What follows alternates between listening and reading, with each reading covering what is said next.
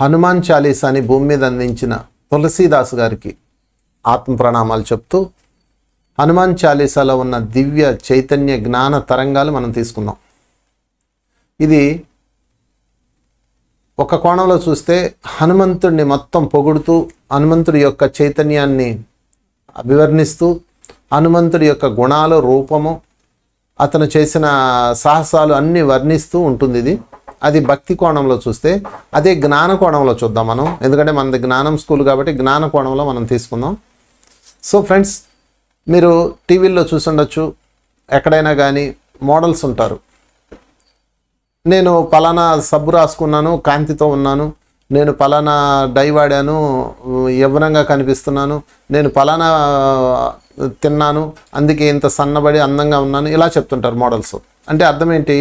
ఎవరూ కూడా మీరు బాగా గమనించండి, ఏ మోడల్లో కూడా నేను ఇది వాడాను మీరు వాడని అనరు, అలా అనకూడదు కూడా, ఎందుకంటే అది రూల్ అవుతుంది. అంటే నేను ఇది వాడి ఆనందం పొందాను అని చెప్పటమే మోడల్ పని. అలాగే ఆంజనేయ స్వామి కూడా మన జీవితానికి ఒక గొప్ప రోల్ మోడల్.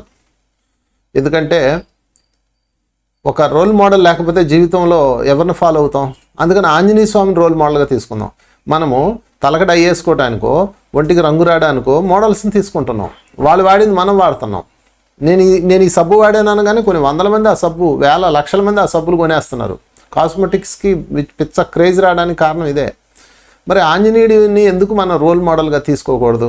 ఆ రోల్ మోడల్గా తీసుకొని వారిలా జీవించండి అని చెప్పటమే హనుమాన్ చాలీసా యొక్క ముఖ్య ఉద్దేశం, తులసీదాస్ గారి యొక్క ఉద్దేశం. అంతేగాని పొగడాలనుకుంటే ఆయన పొగుడుకుంటే సరిపోద్ది కదా, ఇదంతా ఎందుకు? ఇక్కడ ఆంజనేయుడిని పొగడడం కాదు మెయిన్, ఆంజనేయుడి యొక్క జీవనాన్ని హనుమాన్ చాలీసాలో చూపించి మీరు కూడా ఇలా జీవించండి అని చెప్పటం. అందుకే హనుమాన్ చాలీసాలో కొన్ని పాయింట్స్ తీసుకుందాం ఈరోజు మనం. విద్యావాన అన్న శ్లోకంలో విద్యావంతుడవు, మంచి గుణాలు కలవాడవు, బుద్ధి చాతుర్యం కలిగిన వాడవు, అయినా నీవు నీ శ్రీరామచంద్రుడు కార్యం చేయడంలో ఉత్సాహంతో ఉన్నవాడువు. చూడండి, ఇదంతా ఒక కోణంలో చూస్తే పొగడతలా కనిపిస్తుంది. ఆంజనేయ ఎంత గొప్పడు అయ్యా, విద్యావంతుడు అయ్యా, మంచి గుణాలు కలవాడు అయ్యా, బుద్ధి చాతుర్యం ఉన్నవాడు అయ్యా, శ్రీరామచంద్రుడు కార్యం చేయడంలో ఉత్సాహం చూపించేవాడు అయ్యా. ఇది ఆయనకి తెలీదా అండి? చెప్పండి.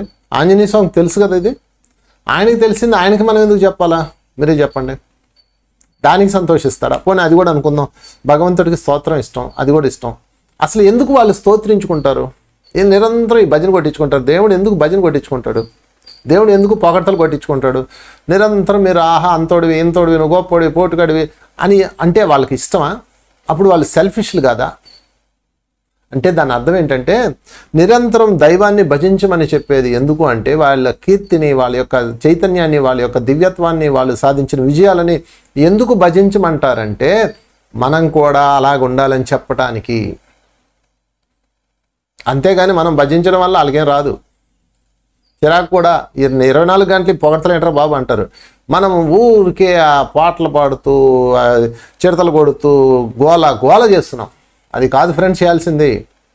రోల్ మోడల్గా తీసుకోవాలి శ్రీరాముడిని, రోల్ మోడల్గా తీసుకోవాలి ఆంజనేయుడిని, రోల్ మోడల్గా తీసుకోవాలి ప్రతి దేవి దేవతలని. అది దాని అర్థం. అంటే మన నోరు భజిస్తుంది కానీ హృదయం భజించట్లేదు. నోరు మాత్రం గోల పెడుతుంది, మైకులు పెట్టేసి మరి బా పొద్దున్నే మైకులు వింటే అసలు ప్రతిరోజు ప్రతి వీధిలో నా మైకు పెద్దది, నాకు ఇలా వెళ్ళిపోయింది. అలా కాదు ఫ్రెండ్స్. ఆంజనేయుడిని భజించడం అంటే, ఆంజనేయుడిని స్మరించడం అంటే, ఆంజనేయుడిని ధ్యానించడం అంటే ఆ చైతన్యాన్ని మన లోపల ఇంకించుకొని మనం కూడా ఆంజనేయుడిలా మారిపోవడం. అందుకే విద్యావంతుడవు, గుణము కలవాడువు, మంచి గుణము కలవాడువు, బుద్ధి చాతుర్యము కలవాడువు. చూసారా, బుద్ధి చాతుర్యం ఒక్కొక్క పాయింట్ తీసుకుందాం. బుద్ధి చాతుర్యం చాలా ఇంపార్టెంట్. ఒక చిన్న ఎగ్జాంపుల్ చెప్తాను. ఆంజనేయ స్వామి లంకని శ్రీరామచంద్రుడు జయించిన తర్వాత అది శ్రీరాముడు రావణాసుడు కొడుక్కి కట్టబెట్టి విభీషణుడికి దాన్ని రాజుని చేసి దానం ఇచ్చేస్తాడు. అంటే యాక్చువల్లీ గెలిచిన దాన్ని తీసుకోవాలి కానీ దానం ఇచ్చేస్తాడు. ఇచ్చేసి అందరూ బయలుదేరండి అంటాడు. సీతమ్మ కూడా బయలుదేరేటప్పుడు ఆమె అశోకవనంలో ఉంది కదా, అప్పుడు అక్కడ ఒక సన్నికల్లు అంటే ఒక చిన్న రోలు అనమాట, ఆ రోలు చూస్తుంది. దాని మీద ఏది నూరినా చాలా రుచికరంగా ఉంటుందని ఆమెకి త్రిజట చెప్తుంది. ఆమె అయితే వెళ్ళేటప్పుడు దీన్ని తీసుకెళ్ళాలి అనుకుంటుంది. ఆంజనేయ ఇది నాకు చాలా ప్రియమైన రోలు, దీన్ని బండిలో ఎక్కించు తీసుకుపోదాం అంటది. అనగానే అమ్మవారు అలా కోరగానే ఆంజనేయుడు గతుక్కుమంటాడు. ఎందుకంటే ఆంజనేయుడు విద్యావంతుడు. దానం ఇచ్చిన దానిలోంచి మనం తీసుకోకూడదు. అంటే మీరు ఎవరికన్నా అన్నదానమో లేకపోతే ఇదిగో వస్త్రదానమో చేశారు, అందులోంచి కొంచెం మళ్ళీ వెనక్కి తీసుకోకూడదు. తీసుకుంటే ఆ దానం యొక్క ఫలితం ఉండదు. అది ఆంజనేయుడికి తెలుసు, ఎందుకంటే విద్యావంతుడు కాబట్టి. దాన్ని ఎలా చెప్పాలి అమ్మవారికి అని చెప్పి ఆయన ఏం చేస్తాడు ఆలోచించి నెమ్మదిగా దాన్ని పిగుతూ ఉంటాడు. ఈలోపు జాంబవంతుడు వస్తాడు. జాంబవంతుడు వచ్చి ఆంజనేయ ఏం చేస్తున్నావు అంటాడు. అమ్మవారు రోలు అడిగారు, దీన్ని తీస్తున్నానంటే పెద్ద పర్వతాన్నే పెగిలించి నువ్వు దాన్ని ఎంత సింపుల్గా ఇంత నెమ్మదిగా తీస్తున్నావు ఏంటి అంటాడు. అప్పుడు చెప్తాడు, అంటే ఇది అమ్మవారు తీసుకురమ్మంది, కానీ ఇది కరెక్ట్ కాదు. మనం దానం శ్రీరాముడు దానం ఇచ్చేసిన భూమిలోంచి మనం తీసుకెళ్తే ఆ ఫలితం రాదని ఆలోచిస్తున్నాను, మరి నువ్వు తెమ్మంటే తెస్తాను అంటాడు. చూసారా, అది బుద్ధి చాతుర్యం. అంటే ఆంజనేయుడికి తెలుసు, కానీ కమాండింగ్గా చెప్పడం. నాకు తెలుసు, మరి మీరు గమనించారు లేదా అన్నట్లు చెప్తాడు. మరి నువ్వే సీతమ్మకి వెళ్ళి చెప్పొచ్చు కదా అంటాడు. నేను ఎట్లా చెప్తానయ్యా, అమ్మవారికి నేను చెప్పగలనా అంటాడు. చూడండి, అది అద్భుతమైన బుద్ధి చాతుర్యం. అప్పుడు జాంబవంతుడు పెద్దవాడు కాబట్టి వెళ్ళి సీతమ్మకి చెప్తాడు. చెప్పగానే సీతమ్మ వెంటనే అయ్యోయ్యో ఎంత పని అయిపోయింది, నేను మర్చిపోయాను, నిజమే కదా, నాకు గుర్తే రాలేదు సుమా, ఆంజనేయుడు చెప్పచ్చు కదా డైరెక్ట్గా అంటది. అమ్మా, ఆంజనేయుడిలో ఉన్న బుద్ధి చాతుర్యం అదేనమ్మా, నీకు చెప్పడో తెలియ చెప్తాడు, చెబితే కమాండింగ్ అయిపోతుంది. చూసారా ఫ్రెండ్స్, ఎందుకంటే సీతమ్మ సీనియరు, ఆంజనేయుడు జూనియరు అక్కడ ఉన్న పరిస్థితుల ప్రకారం. అమ్మవారికి నేను చెప్పచ్చా, చెప్పకూడదు. అది ఎంత అద్భుతమైన వినయము, ఎంత అద్భుతమైన కార్యదక్షత, ఎంత అద్భుతమైన బుద్ధి చాతుర్యం, ఇది నేర్చుకోవాలి. అప్పుడు సీతమ్మ వచ్చి ఆంజనేయ నువ్వు నన్ను బతికించావు, నిజంగా నేను ఎరుక కోల్పోయి ఉన్నాను, అది కానీ తీసుకెళ్ళి ఉంటే శ్రీరామచంద్రుడికి నేను తప్పు చేసిందాన్ని అయ్యేదాన్ని, థ్యాంక్ యూ అని అమ్మవారు చెప్తుంది. చూసారు ఫ్రెండ్స్, అంటే ఇక్కడ ఆంజనేయుడు తన బుద్ధి చతురతను ఉపయోగించి ఆ సమస్యను సాల్వ్ చేసుకున్నాడు. అలాగే మీరు కూడా మీ బాస్ దగ్గర, ఆఫీస్లో మీ పై వాళ్ళ దగ్గర పనిచేసేటప్పుడు బుద్ధి చాతుర్యాన్ని ఉపయోగించి చెప్పాలి. వాడు తప్పు చేసాడు ఆ విషయం మీకు తెలుసు, దాన్ని చాతుర్యంతో చెప్పాలి పెద్దవాళ్ళు ఎవరికైనా సరే. అంతేగాని నీకేం తెలియదు నువ్వు ఎలా చేసావు అన్నావు అనుకో, వాళ్ళ ఈగో నిద్రలేస్తుంది. ఇదే ఆంజనేయుడు వెళ్ళి సీతమ్మ క్లాస్ బీకచ్చు, ఏమ్మా ఏమి నేర్చుకున్నావు ఎన్నాళ్ళు నువ్వు శ్రీరామచంద్రుతో ఉండి అన్నది అనుకో, ఆమెకు హట్ అవుతుంది. హట్ అయ్యి ఇంకోలా ఉంటుంది. ఎందుకంటే ప్రతి మనిషికి కొన్ని ప్రాబ్లమ్స్ ఉంటాయి. అందుకని ఫ్రెండ్స్, విద్యావాన అన్న ఈ శ్లోకంలో ఒక్క శ్లోకంలోనే ఎంత అర్థం ఉందో చూడండి. బుద్ధి చాతుర్యం నేర్చుకో అంటే విద్యావంతుడు, మంచి గుణము కలవాడు, బుద్ధి చాతుర్యం కలవాడు అయిన శ్రీరామచంద్రుడి కార్యంలో ఉత్సాహం చూపించేవాడు, ఎంత గొప్పవాడు. మరి మనది కూడా అదే దారి. అందుకని మనం దీనిలో బుద్ధి చాతుర్యం నేర్చుకుందాం. ఓకే ఫ్రెండ్స్, తర్వాత మరొక శ్లోకంలో చూద్దాం ప్రభు చరిత్ర. మరి ఆ బుద్ధి చాతుర్యం ఎలా వచ్చింది ఆంజనేయుడికి? ప్రభు చరిత్ర అంటే ఆ తర్వాత శ్లోకంలో చూడండి.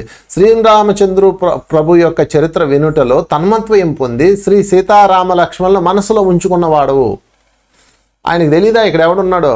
సీత, రాముడు, లక్ష్మణుడు ఉన్నారు నీ మనసులో. ఆ ప్రభు యొక్క చరిత్ర వినడంలో తన్మయత్వం పొందుతున్నావు అంటే మనం కూడా అలాగే ఉండాలి అని అర్థం. That is role model of Shri Anjaneya. నేను కూడా దివ్యమైన చరిత్రలో వింటాను, నా హృదయంలో ఆ పరంధాముడినే పెడతాను. ఫ్రెండ్స్, ఇది అగ్రిమెంట్, ఇది రోల్ మోడల్. అంటే మనం కూడా అసభ్య వాడతాం కాదు, మనం కూడా ఆంజనేయుడిలాగా హృదయంలో ఆ ప్రభునే పెట్టాలి. హృదయంలో ఎవరిని పెడితే ఆయన పెట్టకూడదు. పెట్టారా మీ పని కథం. హృదయంలో పశువులు, దున్నపోతులు, ఎనిమీస్ మొత్తం పెట్టారనుకోండి, అవి లోపల కలబలా చేస్తాయి. అప్పుడు ఏడుస్తూ కూర్చుంటాం. ఆంజనేయుడికి అంత చైతన్యం ఎలా వచ్చిందంటే ఆయన హృదయంలో శ్రీరామచంద్రునే పెట్టాడు. హృదయంలో శ్రీరామచంద్రుని ఎలా పెట్టాడు? దానికి తాళం ఏమైనా ఉందా, గేట్ ఏమైనా ఉందా అంటే చరిత్ర విన్నాడు. అంటే ఏది వింటామో అది హృదయంలో ఉంటుంది. గుర్తుపెట్టుకోండి ఫ్రెండ్స్. ఇతరుల తిట్లు వెంట కూర్చున్నారనుకోండి, వాడు ఉంటాడు. వాడు నిన్ను విమర్శించాడని విన్నావు, రాత్రి అంతా వాడే ఉంటాడు మీ లోపల. శ్రీరామచంద్రుడు ఎక్కడ ఉంటాడు? అడ్రస్సే ఉండదు. అంటే శ్రీరామచంద్రుడి చరిత్రల వినడంలో తన్మయత్వం పొందిన వాడవు. మనము పక్కోడి చరిత్ర వినడంలో తన్మయత్వం పొందుతున్నాము, పక్కోడి దరిద్రం వినడంలో తన్మయత్వం పొందుతున్నాము, పక్కోడు ఏడుపులు వినడంలో తన్మయత్వం పొందుతున్నాం. ఇంకేంటి ఉంటుంది మన హృదయంలో? శ్రీరామచంద్రుడు ఎక్కడ ఉంటాడు అంటే ఇది ఇన్పుట్, ఇది స్టోర్ రూము. ఎంత క్లియర్గా ఉందో చూడండి తులసిదాస్ రాసింది. ఇది ఇన్పుట్ అంటే నిరంతరం మీరు దివ్యమైన చరిత్రలే వినాలి, సజ్జనుల యొక్క వాక్యాలే వినాలి, దివ్యామృతమైన పాటలే వినాలి. అందుకే పిల్లలు ఎంత బాగుంటారు. పిల్లలు ఏ దరిద్రం వినరు. తెల్లారు లేసి మనం ఎంతమంది వచ్చారు, ఎవడెక్కడ పోయాడు, వాట్సాప్లో ఆడెంతమంది పోయాడు, ఇలా చేస్తే ఇది జబ్బొస్తుంది, ఏ వింటాం ఏ చూస్తాం. దాంతో లోపల అంతా ఆ దరిద్రమే ఉంటుంది. ఇక్కడ పెద్ద ఐసీయూ ఉంది, 100 మంది ఏడుస్తూ కూర్చుంటారు. నిన్ను తిట్టే మీ వాళ్ళందరూ లోపలే ఉన్నారు. కారణం ఏంటి? ఇన్పుట్, స్టోర్ రూమ్, లేకపోతే సెంట్రల్ మాస్టర్ బెడ్రూమ్. అందుకని ఇన్పుట్ క్లియర్ చేయండి ఫ్రెండ్స్. చెవులు కళ్ళు ఇన్పుట్స్. శ్రీరామచరితే చూస్తాడు, శ్రీరామచరితే వింటాడు, ఇంకోటి విండు. ఆయన తెలీదా? చెత్త లేదా? ఆయనకు కూడా చెత్త ఉంది. ఆంజనేయ స్వామికి బోల్డ్ అంత చెత్త ఉంది ఆయన చుట్టూతా. అయ్యే విండో. సుగ్రీవుడు చెత్త మాట్లాడతాడు, అవి విండో. ఎప్పుడు మధురమైన మాటలు వింటాడు, మధురమైన విషయాలే చూస్తాడు, దృశ్యాలే చూస్తాడు. రాముడు లక్ష్మణుడు నడుచుకొని వస్తున్నారు. నడుచుకొని వస్తుంటే సుగ్రీవుడు అడవిలో ఉన్నాడు. వాలి తని తరిమాడు. సుగ్రీవుడు ఆంజనేయుడు అడవిలో ఉన్నాడు. ఆంజనేయుడికి తోడుగా ఉన్నాడు. ఆంజనేయుడు ఆయన మంత్రి కాబట్టి ఆయనతో ఉన్నాడు.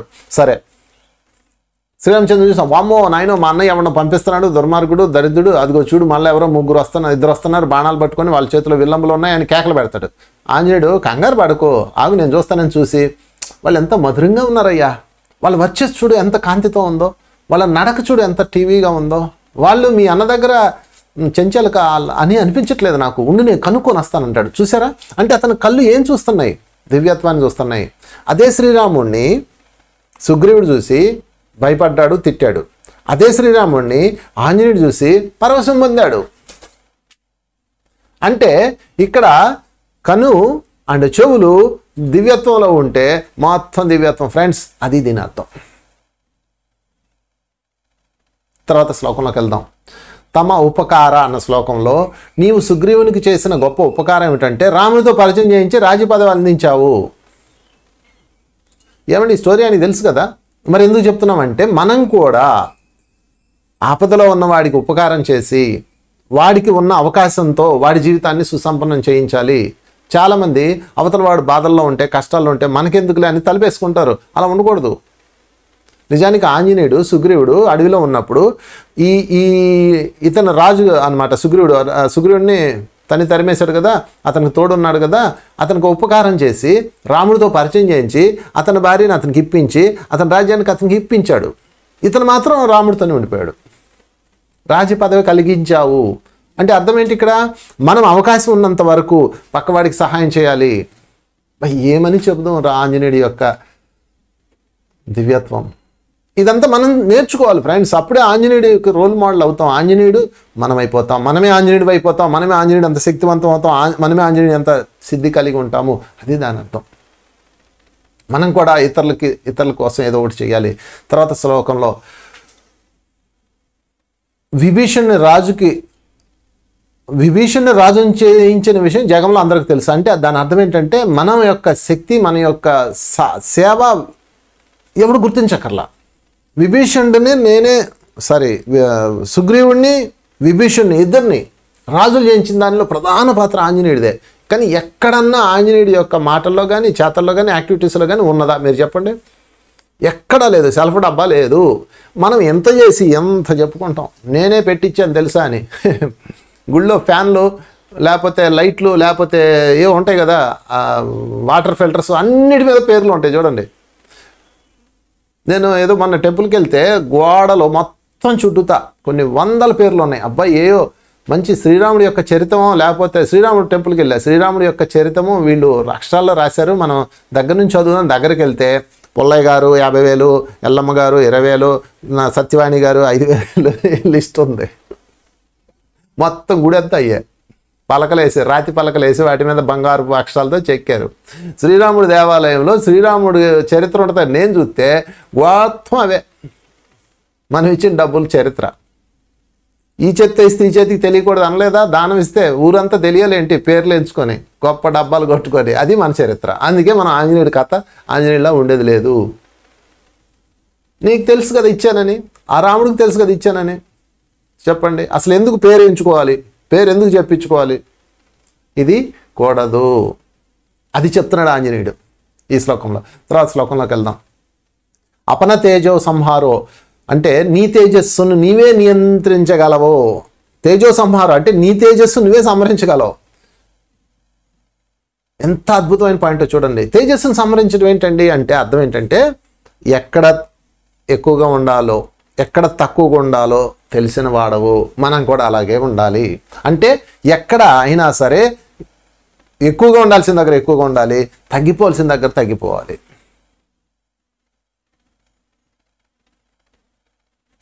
సీతమ్మ దగ్గరికి వెళ్ళాడు ఉంగరం పట్టుకొని. ఆమె అనుమానించింది, దొంగ వెధవా రావణాసుడా నువ్వు ఎలా వచ్చావా అని తిట్టింది కూడా. తిట్టగానే తగ్గిపోయి ఒదిగిపోయి, అమ్మా నేను తల్లి శ్రీరామచంద్రుడు పంపినాడమ్మా, ఇదిగో చూడమ్మా ముద్రిక, ఎంతో వినయంతో తగ్గిపోయి అట్లాగా ఏయ్ ఏందమ్మా నువ్వు అని ఇలా చాతీర్చుకొని చెప్పలా, తగ్గిపోయి పూర్తిగా తన యొక్క తేజస్సును తగ్గించేసుకొని మామూలు మనిషిలో వెళ్ళాడు. అదే తేజస్సుతో వెళ్తే ఆమె గుర్తుపెట్టి ఉండేదేమో, కానీ మామూలుగా ఒక చిన్న సాధారణంగా వెళ్ళాడు. అప్పుడు రావణాసుడే ఈ రూపంలో వచ్చాడా అనుకొని ఆమె మళ్ళా తిడుతుంది. అప్పుడు చెప్తాడు, ఉంగరం చూపిస్తే అప్పుడు ఆమె నమ్ముతుంది అనమాట. అంటే ఐడి కార్డు ఇస్తాడు రాముడిది. మళ్ళీ అదే ఆంజనేయుడు రావణాసుడు కొలువులోకి వచ్చి తన తేజస్సును పెంచేస్తాడు విపరీతంగా. అంటే ఎక్కడ తగ్గాలో తెలిసినవాడు, ఎక్కడ పెంచాలో తెలిసినవాడు నీవు. మరి నేను అలాగే ఉండాలి. మన సీనియర్ దగ్గర, మనకన్నా జ్ఞానవంతుల దగ్గర, మనకన్నా గురువుల దగ్గర వినయంతో ఉండాలి, తగ్గిపోయి ఉండాలి. ఇంకా చెప్పండి, ఇంకా నేర్చుకుంటాను, ఇంకా చెప్పండి అనాలి. ఏమీ తెలియని వాడి దగ్గర రొమ్మెరుసుకొని చెప్పాలి, నేను చెప్తున్నా విను అనాలి. జూనియర్ దగ్గర కాన్ఫిడెంట్గా ఉండాలి, సీనియర్ దగ్గర వినయంతో ఉండాలి. ఇది చెప్తున్నాడు ఆంజనేయుడు. అపన తేజో సంహారో అంటే నీ తేజస్సును నీవే నియంత్రించగలవాడవు అంటే మనం కూడా అని అర్థం. మనం కూడా అలా చేయాలి. సో ఫ్రెండ్స్, ఇది ఆంజనేయుడి యొక్క అద్భుతమైన తులసీదాస్ విరచిత శ్లోకాల్లో ఉన్న దివ్య తత్వం ఇది. మన జీవితంలోకి మనం ఇంకించుకోకపోతే అర్థం లేదు. ఊరికే గోల్ చేయడము, భజన చేయడము అయిపోతుంది. అది కూడా బెటరే, కానీ దానికన్నా ఇంకా ముందుకు వచ్చి ఆంజనేయుడి యొక్క దివ్య తత్వాన్ని, ఆంజనేయుడి యొక్క చైతన్య లక్షణాలని ఈ హనుమాన్ చాలీసాలో తులసీదాస్ పెట్టాడు భావితరాలకి. వాటిలో ఉన్న తత్వాన్ని మనం తీసుకొని మన చైతన్యాన్ని శుభ్రపరచుకొని మనం కూడా వారిలాగా తయారయ్యి మన హృదయంలో కూడా శ్రీరామచంద్రుని ప్రతిష్ఠించి దివ్యత్వంలో ఉండాలి. మళ్ళీ ఇంకోటి చూద్దాం. సంకటే హనుమ మనస్సు కర్మ వచనము చేత ధ్యానము చేస్తే సంకటముల నుంచి ఓ హనుమంతుడా నీవు విముక్తిని చేయగలవు. చూడండి ఎంత బాగుంది ఇది. సంకటసే అన్న దగ్గర అన్న శ్లోకంలో మనస్సు కర్మ వచనం. మనస్సు అంటే లోపల మనస్సు, అంటే ఇది ఎప్పుడు ధ్యానంలో ఉండాలి. కర్మ మనం చేసే పనులు, అండ్ వచనము అంటే మాటలు పాటలు, వీటితో ధ్యానం చేస్తే అంటే చేసే లోపల మనసు ఎప్పుడు ధ్యాన స్థితిలో ఉండాలి. అంటే ఏ పని చేస్తే అందులో ఉండాలి. కర్మ ఎరుకుతో ఉండాలి. 3 వచనము మాటలు ధ్యాన స్థితిలో ఉండాలి, ఎరుకుతో రావాలి. ధ్యాన స్థితి అంటే ఎరుక అనమాట. చేస్తే ఈ సంకటాలను హరించి వేసి విముక్తుడు అవుతావు అని అర్థం. నోరు ఎప్పుడు వాగుతూనే ఉంటుంది ధ్యాన స్థితిలో లేదు కాబట్టి. అంటే నిరంతరం ఆ ధ్యాన స్థితిలో, నిరంతరం ఆ సైలెన్స్లో, నిరంతరం ఆ చైతన్యంలో, నిరంతరము ఆ మనస్సు దివ్యత్వంలో నిరంతరం ఉండాలి అని దాని అర్థం. అంటే ఏ పని చేస్తుంటే ఆ పనిలో మనస్సు ఉండాలి. ఏ పని చేస్తుంటే ఆ కర్మలో మనం ఎరుకుతూ ఉండాలి. ఎప్పుడు కూడా అద్భుతమైన మాటలు మాట్లాడుతూ ఉండాలి. ఇది కూడా ఒక అద్భుతమైన మెసేజ్ మనకి. తర్వాత నభవర అన్న శ్లోకంలో అందరికన్నా తాపసుడైన రాజు శ్రీరాముడు, అతనికే నువ్వు రక్షణిస్తున్నావు. చూడండి ఎంత బాగుంది ఇది. అంటే రాముడే అందరికన్నా పెద్ద గొప్ప రాజు, ఈ లోకాలను పాలించేవాడు, అంతా రామమయం అంటాము. ఆ రాముడికే నువ్వు రక్షకుడివి అంటే నువ్వు ఎంత పవర్ఫుల్. అలాగే మనం కూడా యూనివర్స్కి రక్షకులుగా ఉండాలి. ఈ లోకంలో ఉన్న సకల ప్రాణికోటికి మనం సపోర్ట్గా ఉండాలి. వాటి యొక్క రక్షణ మనం తీసుకోవాలి. ఒక జంతువు, మనిషి ఎవరైనా కష్టంలో ఉన్నప్పుడు వాళ్ళకి మనం రక్షణ ఇవ్వాలి అని దాని అర్థం. తర్వాత రామరసాయన్ అంటే రాముడి వద్ద నీవు రాముడి రసామృతం తాగుతున్నావు. నీ వద్ద రామరసామృతం ఉంది, దానితో ఎల్లప్పుడూ రఘుపతికి దాసుడుగా ఉండగలవు. అంటే ఆంజనేయుడు ఎప్పుడు ఏం తాగుతాడు? రామరసామృతం తాగుతాడు. నిరంతరం రామరసం, జై రామ్ శ్రీరామ్ జై రామ్ అదే మాట్లాడతాడు. కానీ వాడు ఎలా చచ్చాడు, వీడు ఎలా చచ్చాడు, వాడు అలా పోయాడు, వీడు ఇలా అన్నాడా? మీరు ఎక్కడైనా చూసారా? కొన్ని సినిమాల్లో చూసారా? కథల్లో విన్నారా? లేదు కదా. మనం ఏం తాగుతున్నాం? రామరసం తాగట్లా, పక్కోడి రసం తాగుతున్నాం, పక్కోడి కంపు తాగుతున్నాం. మీరు సారా తాగండి కావాలంటే, కానీ పక్కోడి దరిద్రం తాకండి. వాడు ఎందుకు అలా చేశాడు, వాడు చూడు ఎంత సంపాదించాడు, వాడు ఎలాగా చేస్తున్నాడో చూడండి. ఈ రసం రసం రసం, పక్కోడి రసం, ఎదురోడి రసం, ముందోడి రసం, రాజకీయాల రసం, ఎంత దరిద్రం తాగుతున్నామో అవన్నీ తాగద్దు. రామరసామృతాన్నే తాగాలి. రాముడి యొక్క జీవిత చరిత్రలో ఉన్న ఆ మధురమైన భాగాలే ఆయన తాగాడు. ఎంత అద్భుతం రాముడు. ఒక భార్య కోసం ఎన్ని వేల కిలోమీటర్లు ప్రయాణించి వెతుకొని తీసుకొచ్చాడు. ఆమె చావునికి ఆమెను వదిలేయకుండా. ఎంత గొప్ప రసం. తండ్రి మాట కోసం సువిశాల సామ్రాజ్యాన్ని తృణపాయంగా వదిలేశాడు. ఎంత గొప్ప రామరసం. ప్రజల కోసం, వారి యొక్క ధర్మం కోసం, సమాజ నియమాల కోసం ఎలా జీవించాడు. తన భార్యనే త్యజించాల్సి వచ్చింది, నిండు గర్భిణిని, ఆ బాధను అనుభవిస్తూ త్యజించాడు. ఎంత గొప్ప రామరసం. నిరంతరం ఆ రసమే తాగాడండి ఆయన. మనమేమో పక్కోటి రసం తాగుతున్నాం. కనుక మనం కూడా దివ్యమైన రసమే తాగాలి, ఆ లీలల్లోనే ఉండాలి. రసం తాగడం అంటే ఆ చైతన్యాన్ని స్వీకరించడం. ఈ నిరంతరం మన యొక్క కళ్ళు, మనసు, హృదయం అన్నీ వాటి మీద పెట్టడం, దివ్యత్వం మీద. అది రామరసం అంటే. కనుక ఫ్రెండ్స్, ఈ యొక్క దివ్యమైన కీర్తనల్లో, దివ్యమైన ఈ చాలీసాలో ఉన్న చైతన్యాన్ని మనం తీసుకుందాం. ఆఖరగా విద్యావాణగుణి, విద్యావంతుడువైన, మంచి గుణముల కలవాడు, మంచి బుద్ధి చాతుర్యం కలవాడైన ఓ శ్రీరామచంద్రుడు కార్యం చేయడంలో ఉన్న ఓ ఆంజనేయ అన్నది చాలా ఇంపార్టెంట్. అది తీసుకుందాం. సో ఫైనల్గా ఇంకా చెప్తే చాలా సబ్జెక్ట్ చెప్పాలి. ఇది ఎనీవే మెయిన్ పాయింట్స్ తీసుకున్నాం. మెయిన్ పాయింట్స్లో ఈరోజు మనం నేర్చుకుంది ఏంటంటే బుద్ధిని, హృదయాన్ని, ముఖ్యంగా ఇన్పుట్స్ని చాలా అవేర్నెస్తో ఉంచుకోవాలి. ఆంజనేయుడిలాగా మారాలి అంటే, ఆంజనేయుడిలాగా మనం అణిమ గరిమ దివ్యశక్తులు కలిగి ఉండాలంటే నిరంతరం ధ్యానస్థితిలో ఉండాలి. మనసు వాచ కర్మణ పూర్తి ఎరుకుతో ఉండాలి. మనం ఎప్పుడూ కూడా మన గమ్యం అద్భుతంగా ఉండాలి. ఇతరులకి, ఇతర ప్రాణికోటికి, కష్టంలో ఉన్న వాడికి సేవ చేసే విధంగా ఉండాలి. ఇవన్నీ హనుమంతుడి యొక్క గొప్ప లక్షణాలు. ఆ గొప్ప క్వాలిటీస్ మనలో పెంచుకొని మనం కూడా శ్రీ హనుమాన్ లాగా దివ్య శక్తి తరంగాలతో చిరంజీవిగా భూలోకంలో వజ్రకాయంతో, వజ్రకాయ ఆంజనేయ అంటే ఈ శరీరం వజ్రకాయంలా మార్చేశాడని అర్థం. శరీరాన్ని వజ్రకాయం ఎలా మారిద్ది చెప్పండి మీరే? నిరంతరం అందులో ఉంటే వజ్రకాయం అవుతుంది. సరి అయిన మాటలు వింటూ, సరి అయిన ధ్యానం చేస్తూ, సరిగా జీవిస్తూ దివ్యత్వంలో అంటే శరీరం వజ్రకాయంగా అయిపోతుంది. దానికోసం ఆయన ఏమి కెమికల్స్ వాడలేదు, లేకపోతే ఏ హెర్బల్ లైఫ్ వాడలేదు, ఏ హెర్బల్స్ తీసుకోలేదు, లేకపోతే ఏదేదో తెచ్చిపెట్టుకోలేదు. ఆయన నిరంతర ధ్యాన సాధన, నిరంతర ధ్యాన సాధన, నిరంతర ధ్యాన స్థితి. 1000 సంవత్సరాల నుంచి భూమి మీద ఆంజనేయుడు ఉన్నాడు చిరంజీవిగా, సప్త చిరంజీవుల్లో ఒకటిగా. కారణం ఏంటి? ఇటువంటి తిన్నాడు, ఏం చేశాడు? ఆయన చరిత్ర మొత్తం హనుమాన్ చాలీసాలో ఉంది. దానిలో ఉన్న ప్రతి పాయింట్లో ఆయన నుంచి నేర్చుకోండి. నేను కేవలం కొన్ని పదాలు మాత్రమే చెప్పాను. కనుక మనం కూడా ఆంజనేయుడిలాగా చిరంజీవిగా జీవిద్దాం, లోక కళ్యాణం చేద్దాం. Thank you very much.